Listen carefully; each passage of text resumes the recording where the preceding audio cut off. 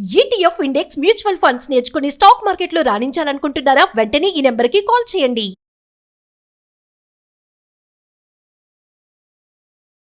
నమస్తే, welcome back to Suman TV. Present మనతో పాటు ఉన్నారు stock market analyst Sundar Rama Reddy గారు. నమస్తే సార్. నమస్తే. Sir, education loan, home loan రెండు కలిపి ఒకేసారి మనం అప్లై చేయొచ్చా? వచ్చే ఛాన్సెస్ ఉన్నాయా? ప్రాసెసెస్ ఎలా ఉంటుంది?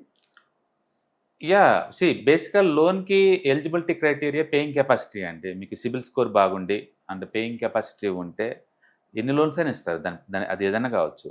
బట్ టోటల్ మీ శాలరీని దాటి వెళ్ళిపోతుంటే ఈఎంఐలు ఇవ్వరు కదా, కాబట్టి తీసుకోవచ్చు. మీరు కావాలంటే డిఫరెంట్ బ్యాంకులు తీసుకోవచ్చు, లేదా ఒకే బ్యాంక్ తీసుకోవచ్చు. యాక్చువల్లీ ఒకే బ్యాంక్ నుంచి మీకు ఈజీ అవుతుంది.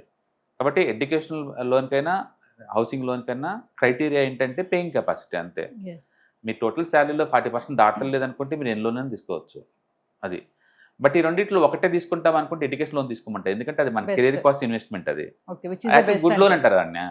అది గుడ్ లోన్ అనమాట. అదైతే మ్యానేటరీ తీసుకోవచ్చు. హౌసింగ్ లోన్ కావాలంటే పోస్ట్పోన్ చేసుకోవచ్చు మీకు ఇప్పుడు లేదనుకుంటే. అంటే ప్రొసీజర్ ఎక్కడైనా ఒకేలాగా ఉంటుందండి. మీకు కేవైసీ అన్ని క్లియర్ చేయాలి. And ITR last 3 years salary slips అవి సబ్మిట్ చేయాలి. అండ్ గ్యారంటీ ఇవ్వడానికి కొంతమంది అడుగుతారు. ఎడ్యుకేషన్ లోన్ ఏంటంటే అప్ టు 4 lakh వరకు అసలు ఏ గ్యారంటీ అడగరు. నేను అప్ టు 7 lakh వరకు అయితేనేమో థర్డ్ పార్టీని గ్యారంటీ అడుగుతారు. అండ్ 8 lakh దాటింది అనుకోండి ఖచ్చితంగా ఏదో ఒక ప్రాపర్టీ పెట్టమంటారు అనమాట. అందుకని ప్రాపర్టీ డాక్యుమెంట్స్ డీటెయిల్స్ అవి ఉన్నాయి అనుకోండి, మన లోన్కి అప్రోచ్ అవ్వచ్చు. అంటే ఇవాళ గవర్నమెంట్ వాళ్ళు కూడా ఎడ్యుకేషన్ లోన్స్ బాగా ఎంకరేజ్ చేస్తున్నారు. మీరు కనుక మంచి స్కోర్ కనుక వచ్చేస్తే ర్యాంక్ కార్డు ప్లస్ అడ్మిషన్ అవన్నీ సబ్మిట్ చేస్తే కనుక లోన్స్ ఇస్తారు.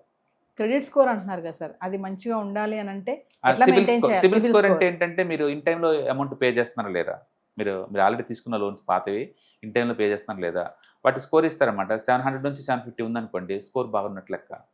అలాంటి వాళ్ళకి ఏంటంటే మిగతా వాళ్ళతో పోల్చుకున్నప్పుడు 0.2 నుంచి 0.5 వరకు తగ్గించి ఇచ్చే ఛాన్స్ ఎక్కువ ఉందన్నమాట. అది ఇవాళ రేపట్లో క్రెడిట్ స్కోర్స్ కంపల్సరీ. ఇప్పుడు ఏంటంటే అన్ని ఫైనాన్షియల్ ఇన్స్టిట్యూషన్ మొత్తం డేటా షేర్ చేసుకుంటున్నాయి. మీరు ఎక్కడైనా సరే మరి డిఫాల్ట్ అయ్యారు అనుకోండి, క్రెడిట్ కార్డులో ఇన్ టైంలో పేమెంట్ కానీ లేట్ అవుతున్నా, ఏదైనా లోన్స్ మీరు కట్టకుండా ఉన్నా మీకు అక్కడ స్కోర్ డ్రాప్ అవుతుంది అనమాట మీకు. అందుకనే సివిల్ స్కోరు మీకు మంచిగా ఉండి, అదే 750 కనుక ఉండి, పేయింగ్ కెపాసిటీ కనుక ఉంటే ఎన్ని లోన్ అని తీసుకోవచ్చు. అది ఇద్దరు కిడ్స్ కానీ తీసుకోవచ్చు, లేదా ఒక హౌస్ లోన్ ఇది ఏదైనా తీసుకోవచ్చు. అండ్ అది పేయింగ్ కెపాసిటీ ఇంపార్టెంట్ అంతే. పేరెంట్స్ ఇద్దరు కనుక ఎంప్లాయ్ ఉన్నారనుకోండి సార్, మరి ఇద్దరికి కంబైన్ గా వస్తుందా లోన్? ఒకరికి వస్తుంది, ఇద్దరికి వస్తుంది. ఇద్దరు జాయిన్ చేసినప్పుడు ఏంటంటే కోఆబ్లెంట్స్ గా ఎక్కువ లోన్ తీసుకోవచ్చు. ఇంకా ఇవాళ రేపట్లో హౌసింగ్ లోన్స్ ఇవన్నీ తీసుకున్న వాళ్ళందరూ కూడా కోఆబ్లెంట్స్ పెట్టుకుని తీసుకుంటారు. ప్లస్ లేడీస్ పేరు మీద అయితే ఇంకా గవర్నమెంట్ ఎంకరేజ్మెంట్ చేస్తుంది కాబట్టి, అంటే 0.2 నుంచి 0.5 వరకు వడ్డీ రేటు కూడా తగ్గే ఛాన్స్ ఎక్కువ ఉంది.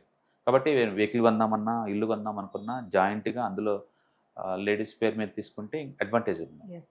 జాయింట్గా తీసుకున్నప్పుడు సార్, మరి ఏదైతే మీరు సివిల్ స్కోర్ అన్నారో, ఒకరికి తక్కువ ఉంటే ఒకరికి ఎక్కువ ఉంటే? బేసికల్గా కోఆబ్లిగెంట్లో మనం ఎవరైతే ముందు ఉంటుందో వాళ్ళది ఇంపార్టెంట్. అంటే నెక్స్ట్ కోఆబ్లిగెంట్గా ఉన్న వాళ్ళకి తక్కువ ఉన్నా పర్వాలేదు. ఏదైనా కానీ మీరు లోన్కి అప్లై చేసే ముందు సివిల్ స్కోర్ చూసుకోండి. మినిమం 700 పైన ఉండేలా చూసుకోండి. లేకపోతే దాన్ని ముందు పెంచుకొని తర్వాత మీరు అప్లై చేసుకోవడం బెటర్. సో ఏదేమైనా రెండు లోన్స్ కంబైన్గా తీసుకోవచ్చు, ఎడ్యుకేషన్ లోన్, హోమ్ లోన్ ఎంతైనా తీసుకోవచ్చు. ఇప్పుడు నేను అంటుంది, ఇప్పుడు 2 lakhs శాలరీ ఉంది అనుకోండి, నేను హౌసింగ్ లోన్ నాకు తీసుకుని 30,000 అనుకోండి, నా 2,37,000 అంటే ఇంకా నా రీచ్ కాలేదు కదా. అందుకని జనరల్గా ఏంటంటే 50 to 60% వరకు కూడా ఇస్తారు లోన్స్ మీ టోటల్ శాలరీలో. అందుకని మీకు ఐటీఆర్ ఇంపార్టెంట్, శాలరీ స్లిప్లు ఇవన్నీ ఇంపార్టెంట్. అండ్ అదే అఫోర్డబిలిటీ ఉందా లేదా, ఇంటర్నల్ పే చేస్తా లేదా, ఈ రెండు తప్ప మిగతా ఏమీ ఇంపార్టెంట్ కాదు. అందుకని మీ లోన్స్ 2 కాదు 3, 5, 10 ఎన్ని తీసుకోండి. But end of the day affordability does matter. And మీ టోటల్ శాలరీని అయితే కాస్ట్ కానివ్వరు వాళ్ళు. రెండిట్లో విచ్ ఇస్ ద బెస్ట్ అంటే ఎడ్యుకేషన్ లోన్. ఎడ్యుకేషన్ కెరీర్ అండి, అది మ్యారిట్ అనమాట. అది గుడ్ లోన్. బేసికల్గా హెల్త్ కేర్ కోసం లోన్ తీసుకోవటం, ఎడ్యుకేషన్ కోసం తీసుకోవడం, అవన్నీ గుడ్ డెట్స్ బేసికల్గా. Even house also you can consider as a good debt బేసికల్గా. బట్ ఒకదాన్ని పోస్ట్పోన్ చేసుకుందాం అనుకుంటే మాత్రం డెఫినెట్గా హౌస్నే అంటాను. ఎడ్యుకేషన్ మ్యారిటరీ కాబట్టి. ఎండ్ ఆఫ్ ది డే అవే కదా ఆస్తులు, చదువే ఆస్తి అండి, అందులో డౌట్ లేదు మీకు. ఎందుకంటే వే ఆఫ్ థింకింగ్ తోటి చాలా మారిపోతాయి అనమాట. ఆ థింకింగ్ ఎలాబరేట్ అవటం కోసం, ఆ థింకింగ్ పవర్ హౌస్గా మారాలంటే దానికి ఎడ్యుకేషన్ కంపల్సరీ. కాబట్టి దాని మీద పెట్టే ప్రతి రూపాయి వర్త్ అది. హాయ్, మార్కెట్స్ చాలా వాలటిలిటీ ఉన్నాయని భయపడుతున్నారా? మార్కెట్ ఆల్ టైమ్ హైలో ఉందని దూరంగా ఉండాలనుకుంటున్నారా? ఏది రైట్ టైం మార్కెట్లో ఎంటర్ అవడానికి, ఏది బెస్ట్ టైం మార్కెట్లోంచి బయటకు పోవడానికి తెలుసుకోవాలనుకుంటున్నారా? మార్కెట్లో mutual funds, ETFs, index funds ద్వారా మనీ మేక్ చేద్దాం అనుకున్నారా? ఇలాంటి మీ డౌట్స్ కి క్లారిఫికేషన్ కోసం ఈ webinar. ETFs, index funds and mutual funds కోర్సులో జాయిన్ అవ్వండి. మీ డౌట్స్ క్లారిఫికేషన్ చేసుకోండి.